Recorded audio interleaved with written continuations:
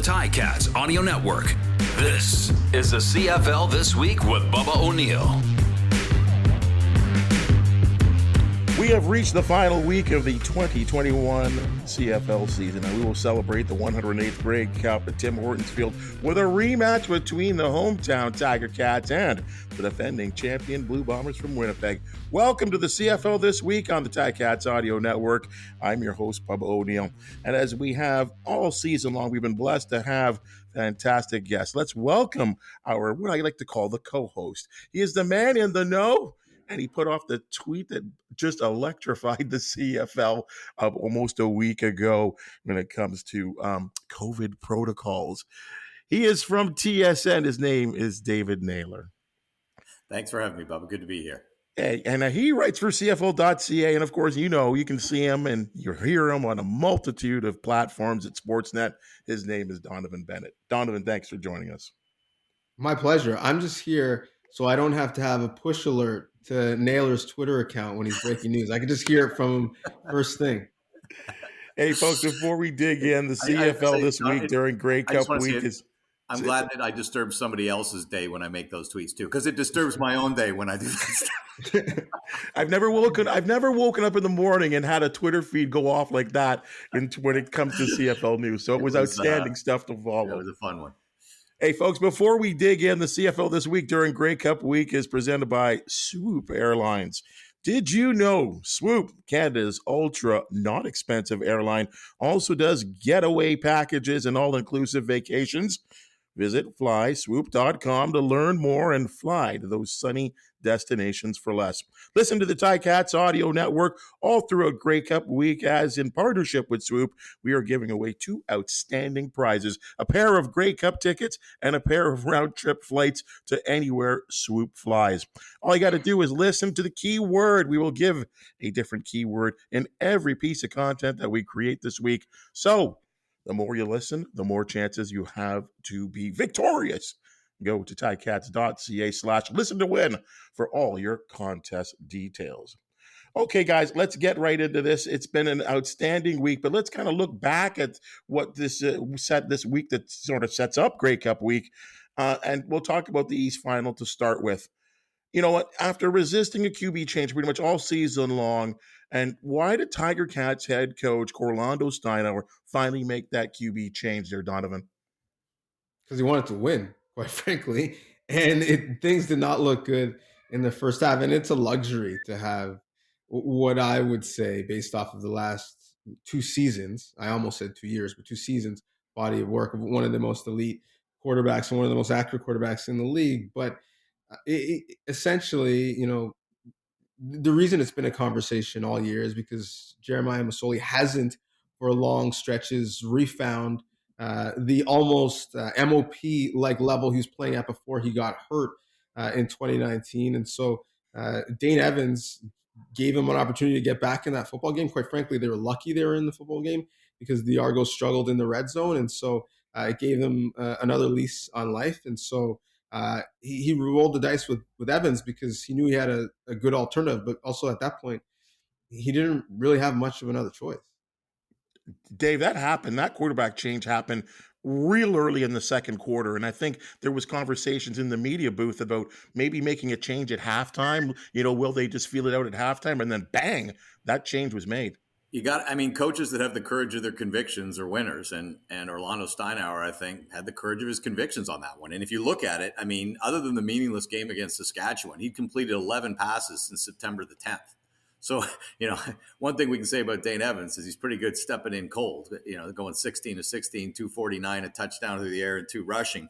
You know, I remember, I'll tell you what changed my perspective on this a little bit in terms of the quarterback thing was that game on Friday, November the 12th, right? Hamilton goes into Toronto, first place is up for grabs, and the Argos shut down Jeremiah Masoli. And I was saying going into this game, I said to people, I said, if that happens again, you're going to see Dane Evans. You know, like I don't think they're going to let that happen again like it did on that 12th. But as you guys suggested, I was surprised that he did it as early as he did. I thought halftime was the logical time, right? That you give the guy time to mentally prepare. And you got, you know, Jeremiah, who's been your guy all year that you're riding with, you know, get the full half. But it was the right decision. It's maybe only the decision you can make that way when you have the quarterback room that they do. I'm not sure that works with everybody, but Steinauer knows his personnel. He knew the circumstance of the game, and he made the right call. It's been an up and down season for the Tiger Cats. I mean, at the beginning of the season, types like myself, Donovan, David, you, of course, everyone picked Winnipeg and Hamilton to get to the Grey Cup. But I think a lot of people thought the path to the Grey Cup for the Tiger Cats was going to be smooth sailing. I don't know about 15-3 like they did in 2019, but this has been a kind of an up and down year for the Tiger Cats. Does it make them a better team, Donovan, than what we saw in 2019, regardless of the difference in record? Yeah, I mean, I was quite frankly going into the season more bullish on the Tiger Cats than I was the Winnipeg Blue Bombers. I thought the Blue Bombers had a real question at quarterback in terms of their quarterback room and health behind Zach Collaros. It's one thing to get hot down the stretch, but to do it over an abbreviated season, but still a long one. Clearly, I was wrong because not only has Zach played arguably the best football of his career, but they've been just fine. It was the Hamilton quarterback room that really needed everybody. They had to find ways to win with 3 different starters throughout the year. So I think they're certainly better for it, but I'm actually very interested to see what this Grey Cup week is like. Because if we rewind to 2019, when Hamilton was the massive favorite, and Hamilton was the team that was loose all week and was, dancing at practice, and Winnipeg was the underdog and was very businesslike, and we saw what happened during the game. They put it on them. I'm very curious to see what lessons, if any, were learned and applied to their preparation this week and how they go into the game, knowing that it's going to be a party in town all week. And so I remember the questions that we had to Coach Steinauer at the time and how he defended their preparation, because you have to be who you are. So we'll see who they are this week in preparation for this game. I'm really fascinated to see, culturally how they approach this moment. Bob, I think it's an interesting question. I was giving it some thought, about the idea of the fact that Hamilton's been more tested and been in more circumstances where they've had to come from behind. Does that make them a better team? I don't think it makes them a better team. I think the 15-3 team of 2019 is a better team than the team right now. The question, I'm going to refine it a little bit and say, is this team better prepared, for a 1-game playoff than they were in 2019? That I think is possible, because if you look at in 2019, it was Winnipeg really the team that had to kind of claw their way into that Grey Cup, right? And then that seemed to work in their favor. Same thing with Hamilton this time. They've had to, and Hamilton's season has been tough to read, right? They go 0-2. And then at one point they'd lost, the only 3 games they'd lost other than the 0-2 was by collective 5 points. Yep. So it was like and then you have that game on the 12th of November against Toronto where they lay the egg. But I think if you lined up the 2019 Hamilton Tiger Cats against the 2021 Hamilton Tiger Cats, 18 times, I would say the 2019 team is going to win more games. But in one game in the championship, I think some of the mental challenges and just adversity that this team has had to face could serve them well in a 1 game. Yeah. Being a good team or a bad thing, I mean, those are the things right now the Toronto Argonauts are trying to figure out where they sit in the lineup of the CFL East and, of course, the entire CFL. They built something good. They are East Division champions over the regular season, and they kind of lay a second half egg, and they're the team that are figuring out what went wrong. But, when you look at them as a whole, from the organization down to the players, Donovan, are the Argonauts a good team that had a good year in a weak East, or is there still lots of work to do? I think there's still some fine tuning to do. I mean, when you look at how aggressive they were in free agency over the last 2 off seasons, this was a team in a way that was built to get to and win a Grey Cup. They weren't taking a long-term approach with building the roster. And when you look at some of those big free agent decisions, it's not really why they won or why they got to the place they were. They didn't end up getting what they expected out of Charleston Hughes. Nick Arbuckle, even though they gave him a lot of money up front, is no longer on the team. So, I mean, I think certainly they're relatively close, and Boris Bide makes a kick that he normally makes. They have better contain on a return. Maybe we're talking about a different team playing this weekend. So they're certainly close. But I think, from John Murphy on down, they have to reevaluate, what they're looking for in terms of building this team and this roster moving forward, because some of the money that they spent in free agency, quite frankly, didn't end up being impactful or good money. And we look at the teams who year after year have sustained success, whether it's Hamilton or in the past Calgary, Winnipeg now, the money that they spend is on keeping their own guys, and they don't really end up being big free agent spenders. And so I think that's the next evolution for the Argos group. And I think the next evolution is, for Ryan Dinwiddie as a first-time head coach. There have been some questionable decisions around clock management, around being aggressive or lack thereof in the red zone this weekend. And so I think he'll only get better with time as well. So I think they're relatively close, but they need some fine-tuning. You know what, David? It's interesting. Your guy, Matthew Shinetti, he had said something to me. It's like they keep trying to get rid of McLeod Bethel Thompson, but he keeps ending up there. You know what I mean? And it's like, I don't know. Is that the guy that you want? I mean, we look back at the days of the Calvillos and the Damon Allens and, Danny McManus's, and they had these guys, these icons at quarterback. And I don't know if McLeod Bethel Thompson is one of those guys that can get you to the promised land. Well, the Toronto Argonauts haven't had many of those. Like, I just about fell out of my seat, a couple of weeks ago at BMO Field when the scoreboard put up and said, "Congratulations, McLeod Bethel Thompson, on becoming 7th all-time in Argonaut passing history." I'm like, wait a minute. The franchise has been around since 1873. He only became the full-time starter last month. How in God's name can he be 7th all-time? And in fact, if he's the starter at the start of next year, around Labor Day, he will pass Doug Flutie into 4th all-time. Argos. I still can't wrap my head around that. And of course, the only way that's possible is it represents the turnstile that has been the Argonauts' starting quarterback job throughout our lifetimes. Ricky Ray is the team's all-time leading passer with half as many yards as he had thrown for Edmonton. Anyway, I digress. I do think they have an issue at quarterback that they have to figure out. And it does feel like McLeod has kind of got the job by being last man standing, not necessarily the chosen one. Right? Is he the chosen one? They need to decide that. I think the Argonauts this year were a bit of a product of the modern era of free agency in the CFL, where 2/3 of the league is free after every year. Different podcast, we have a conversation about how bad that is for the league. But it did open up the door for the Argonauts to try to shoot the development curve, as Donovan suggested, that they didn't have to build slowly. They could, and the big names didn't pay off, but there's lots of little names that you could put a team together, or smaller impact players that you can use to do that. All that said, I think the Argonauts overachieved this year. I think if you look at their team and look at the standings, I think they probably don't. Well, let it put it this way. How many division champions have you seen over the course of your lifetime that scored fewer points than they gave up?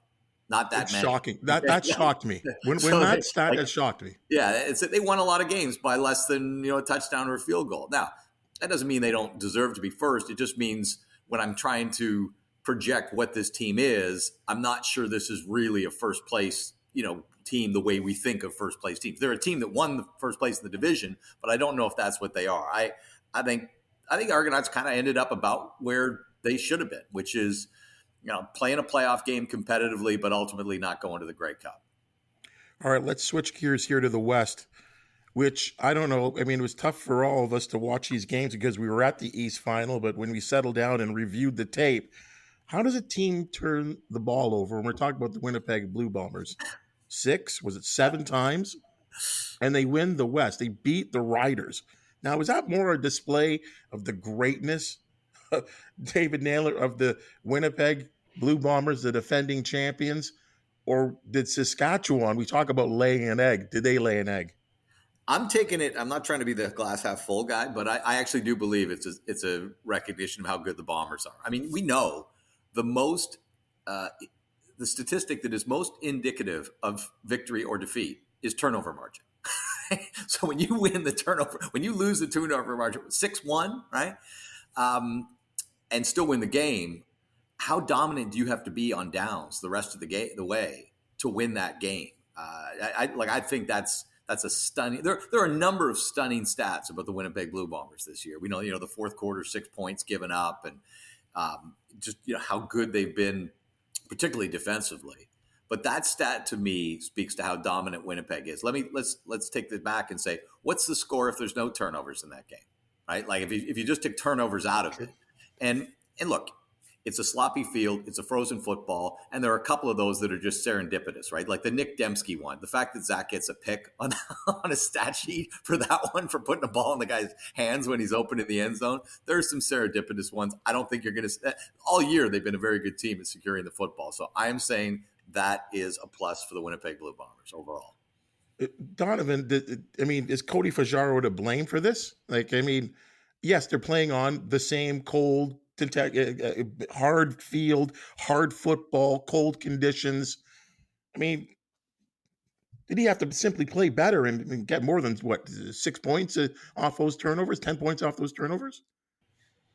Yeah, I don't know, because everything I thought I knew about football this year has gone out the window. Right? Everything that coaches told me and impressed upon me all year growing up is you have to value the football. It's so important. Well, I didn't watch Lamar Jackson throw 4 INTs and win. Cody Fajardo throw 4 INTs and win. The Bombers turn the ball over the place and win. So I have no idea.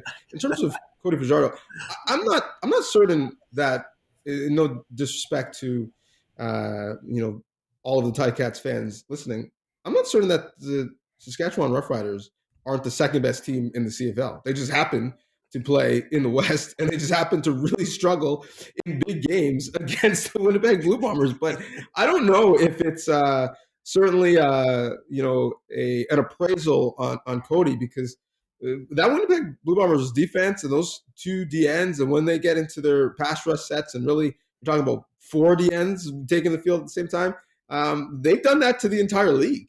So, I think essentially, spoiler alert, I think we saw on a real sloppy, cold field, I think we saw the Grey Cup a week early, because for me, those were the 2 best teams all year. You know what, David? That's sort of been the talk over the years. That the West Final definitely does really put together the 2 best teams, and unfortunately, because of the divisional, the playoff system, they don't reseed, they don't put all the teams together. That those 2 West teams, may be. Though in my opinion, I thought the Rough Riders, at times, we talk about underachieving. I thought they weren't even close. I'll be honest. At the beginning of the year, my pick for the Grey Cup matchup was Saskatchewan and Hamilton. Yeah, and of course, you mentioned the West is usually the more competitive. Of course, for many of the last years, we've had a West team in the Eastern Final. So they not only own their own game, they own half of the division over here. It was nice to not have a crossover for the first time since 2013, at least. You know what, guys? It had to been one of the hottest topics that we have talked about for a long, long time. And we'll talk about what happened last week, the story that you broke, David. As I said, I have never woken up in the morning and seen so much chatter on Twitter about the Canadian Football League. And that was, the breaking of the COVID rules by the Toronto Argonauts as they stood at that time, and the eventual ruling that would come hours later. Advancing, what I'm talking about here is that the commissioner, Randy Ambrosie, is to have his State of the Union address on Friday here at Grey Cup Week in Hamilton. And there's a belief and chatter amongst many media types that he's going to have to take a lot of shots this week, maybe more than in terms of his question and answer period, more than he will ever face in terms of negativity and some real challenges that he's going to have to, I guess, own up to or answer to. Is this going to be a tough week for the commissioner there, David Naylor? I think it's going to be challenging, because I think there's a number of issues. You've got the relationship with the Players Association, which is better than it's been, but has not been great throughout the pandemic. And you got a CBA coming up, and a lot of issues that I think he's not going to want to talk about, because they're going to be CBA related in some way, shape, or form. I think there's a legitimate issue around the quality of the game. I know that a lot of the things we've seen this year are related to the pandemic. I don't think they all are pandemic related. I think they were accelerated by the pandemic. I think there were some disturbing trends in this league leading into the pandemic, and the pandemic has accelerated those. I think there's questions about, and this is kind of CBA related, about degree of roster turnover. And I think there's questions about the business direction of the league. We can't ignore the fact that 7 months ago, it looked pretty strongly like they were going to get in bed with the XFL. That story turned, but there was a point that everybody in the league, not say everybody, but there were a lot of people in the league that were very confident that that was going to happen in some form. So what happened, that obviously the league doesn't want to admit this, but the league was driven by desperation on that one. Like that, it may have been a good idea, it may have not, but what brought them to the table was desperation, no question. It fired up a lot of people. And it fired up a ton of people, right? And I think that if that's not where the league is going, are we back in 9 teams, traditional business model? Because we kept hearing that can't necessarily work anymore, right? So if that's not going to be what the league is, what is it going to be? I think you talk about that. You talk about the quality of the game, the CBA and the relationship with the players. Those 3 issues alone are going to give people a lot of material for questions. Donovan, when you stand up at the podium, what will be your first question to the commissioner? Well, I mean, I would want to level set by saying, if we go back and we read the transcript of the commissioner's time with the media in previous Grey Cups, it wasn't exactly a love-in then either, right? There's real questions in terms of concussions and what the protocol and really what the acknowledgement of the science was saying at the time that were certainly uncomfortable. I don't think Randy Ambrosie is going to be surprised at the tenor of the questions he gets from the room. I think it's now part of the job. I think what's different is in previous years you had some positive stories to offset it. What's going on out east and getting another team and what does that look like? No one has thought about that in the last little while, and so in a way, the CFL is in the attention economy where it's not only important to be talked about, you obviously want to be talked about favorably. And so when he walks into this press conference, understanding that on major outlets, there's cell phone cameras of players fighting with fans. There's, jokes being made about whether or not the starting quarterback in a major market should or shouldn't be playing in a game. That's really important. There's jokes being made, quite frankly, of what color uniform and jerseys the fans filling that stadium in a major market are going to be. Those are not great things to talk about into going into Grey Cup week. Although outside of players fighting with fans aren't necessarily new issues. So I think it'll be uncomfortable. But I think some of it is warranted. So the real interesting thing that I'm hoping to hear coming out of it is we heard so much, whether it was when the season a year ago was shut down, or some of the benchmarks that needed to be hit in order for a season to happen this year. We heard so much that this pivot, and all businesses are going through a pivot during the pandemic. This pivot is going to set the league up for future success. That it maybe fast-tracked some of the things that they had to do in order to change their business. So I'm interested to find out what the learnings are. In what way are they positioned to be better or more progressive or more digital or whatever that looks like to the board moving forward? And I'm actually, and secondly, I would like to know, we've had some turnover on that board. You have some infusion of new ideas and new experiences and backgrounds. Certainly in the last, couple years, certainly infusion from the last time we were at a Grey Cup talking to the commissioner. So I'm interested to see, what direction that board is looking to take the league moving forward. David, let me throw this one in. Just kind of hold on this topic for a second here. I think the thought, and I hear from people, and I think because there was such CFL talk leading up to the division finals, and friends of mine that sometimes casually watch the league, some that do not even watch the league, is to get rid of that sort of belief by some that the CFL is a second class league. What has to happen to eliminate or at least quiet that conversation? That's in Southern Ontario, that would be a big thing, right? Because the way the league is viewed, perception, I don't know if there's anything more, telling than perception being reality, right? And the game is the same everywhere across this country. The perception of the game is drastically different, across the country. Look, I think it's a real fine balance, right? The 98% of the best football players in the world play in the National Football League. That's the reality. They have the most money, the best scouts. If you're somebody who can help an NFL team win, they're going to find you. They're going to pay you. They're going to employ you. All that said, football is the most popular game in North America, and it's not close, right? The number one sport in North America is the NFL. Number two is college football.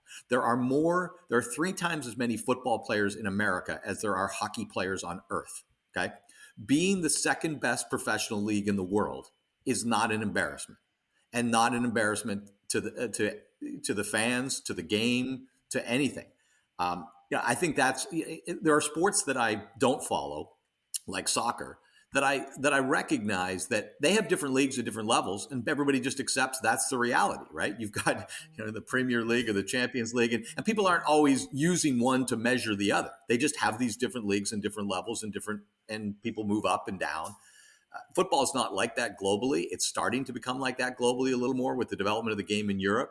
But I think having a unique game and a unique culture around your sport, and talent-wise, the second best players in the world, should be, that's what you are, and that's okay.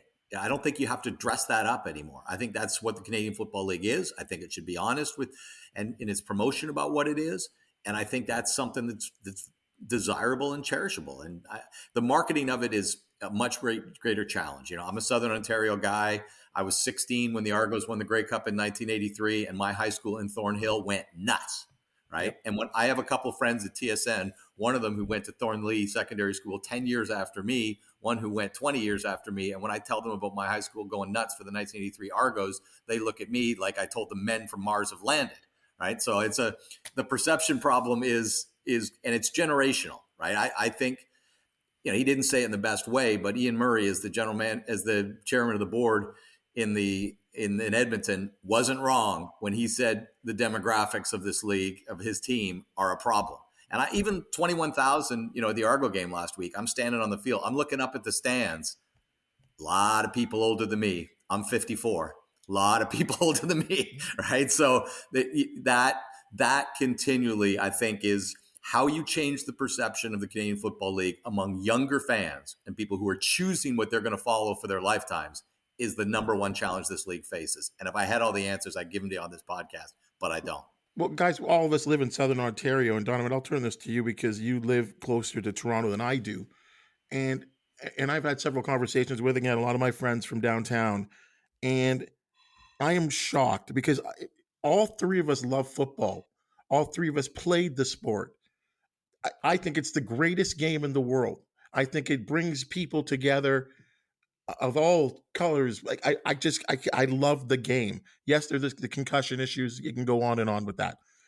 It amazes me that 21,000 people were at this East final. It amazes me that I grew up as you are. I'm the same age as you, David. I remember that 83 Grey Cup victory. I remember 1.1 million people being on University Avenue for the parade for the Argonauts. 1.1 million people. Donovan, you look shocked. Like it is, I don't know what happened. I look at the Argonauts, I see all the marketing that they've done. They've got some pretty cool uniforms and swag. Donovan, why are the Argonauts not cool? Okay, so listen, I think Michael Copeland spent a lot of money trying to figure that out, and he couldn't. So I don't know if I'm going to be able to do it on a podcast for you. Listen, I will say one thing about this market, and it's certainly fickle, but nothing is forever. Because there was a time in this market where, we were talking about the fact that when I was young, the Blue Jays were so cool and winning in 92, 93, and you couldn't get people in the Rogers Center. The atmosphere sucks. The beer's overpriced. You couldn't get people to pay $2 to sit in the 500 level. That was the thing, $2 tickets. And then the team's good and the change the uniforms and the vibe is back. And, Edwin Encarnacion is running around with a parrot and Batista's throwing his bat in the air. And it's a place to be for people to take Instagram photos. And there's a market where, you couldn't get people to go and watch TFC. There's a new manager every 8 months. The level of play sucks. And then it's a bloody big deal. And Tim Lewicki is putting a double-decker bus in front of Real Sports. And signing big players and they win, and it's a vibe. So I will never say it's impossible because I've seen it in other areas where people thought it was impossible. People thought the Raptors brand was done. When Tim Lewicki showed up, people were really talking about, well, people don't like, the fact that it's a dinosaur or the colors of the uniform. And I remember saying, like, just send some merchandise to Drake and people will like it. And they made him the global ambassador. But also they won, right? They won. And so clearly winning is not enough because the Argos have had winning teams in our lifetimes and it didn't turn into ticket sales the next year. But there is something to it that not even 50 minutes down the road, there is a rabid fan base in Hamilton. And you can't tell me that something appreciably different changes when you drive down the QEW. And yes, to Dave's point, many of those fans in Hamilton are older than the three of us. But, 5 hours down the road in Ottawa, maybe not this year because the team was an abomination, but in previous years when they were winning, there was lots of people wearing plaid in the stands, and they were young. Yep. So it is possible. And why the rest of the league or the big market teams like Vancouver and Montreal and Toronto haven't tapped into the OSAG group and say, you literally built this from scratch. What have you done? What are the learnings that we could apply to our market, knowing that they're all different? I'm not sure. Because I know one thing is true. You can't apply the scenes that we saw in Winnipeg of people singing and, players in the stands from other teams singing with fans. You can't apply that to Toronto, right? Culturally, there's too much that's different. But there are examples in Southern Ontario, both in Toronto and across the league, that it can work. But will it? I'm not sure. You talked about that story, Dave. I wore the number 31 as a high school player because of not, Priest Holmes, but for Pinball Clemens, right? Like that's a thing. Now, I don't think any high school player, when they're picking up their jersey, they're wondering, what Bethel McLeod Thompson's jersey number is. Quite frankly, I don't know if they know who he is. And I think that is a big issue for the entire league. Yeah, I think that connection of with the younger fans, that you talk about is absolutely critical. And it's, and I think the Hamilton thing is it's funny. I just moved in the spring. I almost live like exactly halfway between BMO Field and Tim Hortons Field right now. Like, I don't know which one, honestly, was closer to my home. And so it's interesting to think about that it's one thing to watch a game in Winnipeg or Saskatchewan and go, well, that's 30 hours away, in a prairie province, in a different culture. But Hamilton's not. Like, and I actually agree with Donovan that I'm not sure. I would not want the challenge of trying to rebuild the Toronto Argonauts brand. But I do think the fact that in Hamilton, you've had one owner for 18 seasons. The Argonauts and the Ticats went to bankruptcy the same summer, 2003.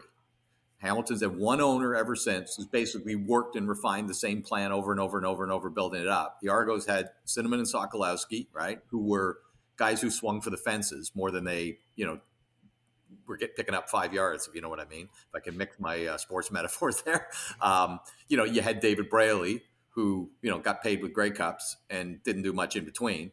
And, and then you had the team kind of land in with Bell and Rogers and MLSE, and they don't seem to really have figured out what they want to do with it. And it's kind of confusing, at least looking from the outside. So if there is a reason to be hopeful about Toronto, I agree with Donovan. I would look at Hamilton and say, and people forget how dead that team was. Like, it was like, it was over. That was the place where, the tape on the doors, at Iverwin Stadium in the early 2000s. It was as Band-Aid an operation as it got, and look what they are today. And even in the early years with under Mr. Young, I mean, KC Printers, Jason Moss. He made some mistakes.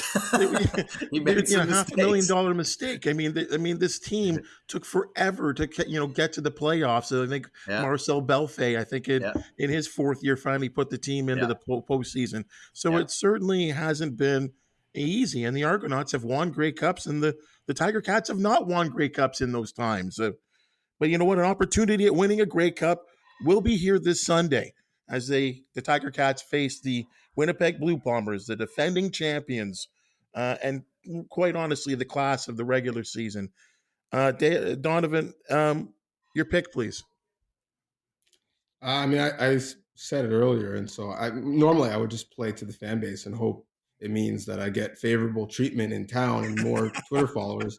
But this is being recorded, so I'm going to go with my head and say Winnipeg. But I will say my heart is hoping that the streak ends. Now that the streak of not hosting a Grey Cup has ended, hopefully the streak of not hoisting a Grey Cup will end also.